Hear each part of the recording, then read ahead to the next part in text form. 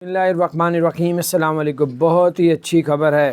اب آپ لوگ جو ہے دبئی کی حکومت سے، ابوظہبی کی حکومت سے، عجمان کی حکومت سے جو ہے فری جو ہے آزاد ویزا آپ لوگ نکلوا سکتے ہیں گورنمنٹ سے۔ پہلے تو ایجنٹ وغیرہ سیل کرتے تھے، اب آپ لوگ ان گورنمنٹ سے بھی GTRF سے ICA کی تو ان سے بھی آپ لوگ اب آزاد ویزا لے سکتے ہیں۔ آزاد ویزے کی جو فیس ہے، جس کو آزاد جہری کے فری لانس ویزا بھی کہتے ہیں، 7,500 درہم ہے جو آزاد ویزا ہے۔ جو باقی ریاستوں کا، دبئی کا ہو گیا GTRF کا، تو جو ہے عجمان کا جو اگر آپ فری لانسنگ ویزا لیں گے، یعنی کہ آزاد ویزا جس کو پاکستان میں آزاد کہتے ہیں، انڈیا میں، بنگلہ دیش میں، وہ ہے 6,000 درہم کا۔